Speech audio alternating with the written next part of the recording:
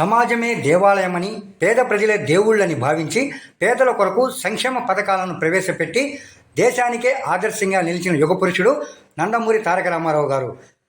పేదవాడి కనీస అవసరాలైన కూడు గూడు గుడ్డ సమకూర్చాలనే ఆలోచన చేసి వాటిని సమకూర్చిన మొదటి ముఖ్యమంత్రి ఎన్టీఆర్.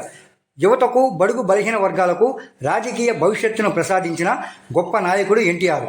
ఉమ్మడి ఆంధ్రప్రదేశ్ మాజీ ముఖ్యమంత్రి, పేదల పెన్నిధి, తెలుగువారి ఆత్మగౌరవాన్ని ఢిల్లీకి చాటి చెప్పిన స్వర్గీయ నందమూరి తారక రామారావు గారి 30వ వర్ధంతి సందర్భంగా నెల్లూరు జిల్లా ఇందుకూరుపేట మండలం కొత్తూరు గ్రామం బీసీ కాలనీలో ఎన్టీఆర్ చిత్రపటానికి కూటమి నేతలు పూలమాలతో ఘనంగా నివాళులర్పించి ఆయన త్యాగాలను కొనియాడారు.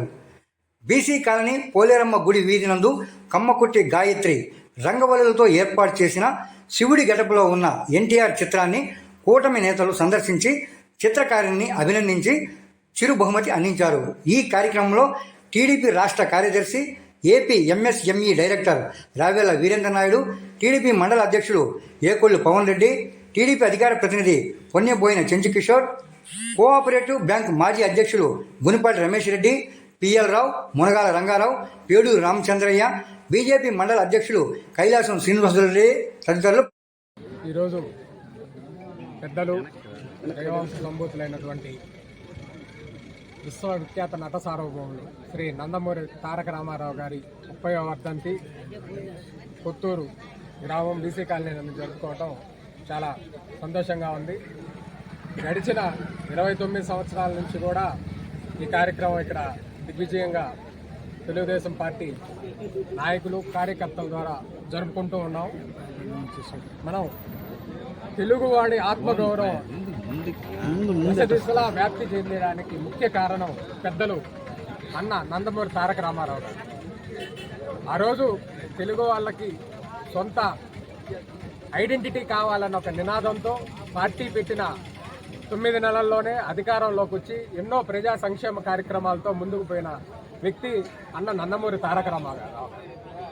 ప్రజలే దేవుళ్ళు, సమాజమే దేవాలయం అనే నినాదంతో పేద, బడుగు, బలహీన వర్గాలందరికీ రాజ్యాధికారం చెందాలనే ఉద్దేశంతో రాజ్యాధికారం రిజర్వేషన్ వ్యవస్థని తీసుకొని వచ్చి కూడు గుడ్డ నీడు అన్న దాంతో, నీడ అన్న దాంతో ఇల్లు అయితే ఏమి, అదేవిధంగా మేమందరం సేవ అనే నిదానంతో ముందుకు పోవాలని చెప్పేసి మాకు దిశానిర్దేశంగా వాళ్ళు ఉన్నారు.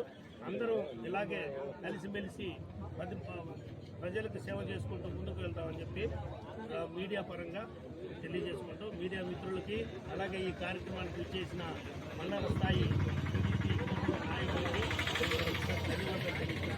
తారక రామారావు అదే కావాల. బహుశా ఆ రాముడి సిద్ధాంతాలు, ఆ రాముడి గుణగణాలు అన్నీ పుణికి పుచ్చుకొని పుట్టినటువంటి స్వర్గీయ నందమూరి తారక రామారావుని ఈరోజు దైవాను సంభూతులని ప్రతి పేదవాడు కొలుస్తున్నారంటే అది నందమూరి తారక రామారావు జన్మ, మనందరి అదృష్టం.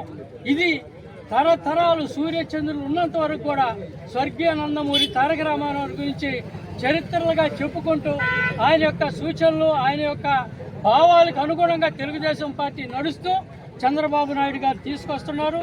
చంద్రబాబు నాయుడు గారి పరిపాలన మన శాసనసభ్యురాలు వేమిరెడ్డి ప్రశాంత్ రెడ్డి గారు అదే ఆశయ సాధన కోసం పాటుపడుతూ మన ప్రశాంత్ రెడ్డి గారు ఎక్కడైతే ఎన్టీ రామారావు ఆశయాలు, కళలు ఆ రోజుగా అన్నారో అవన్నీ తూచా తప్పకుండా ఆచరణ జరగాల్సిందని చెప్పని ఆదేశిస్తూ మా అందరికి సూచనలు ఇస్తూ ముందుకు నడిపిస్తున్నారు.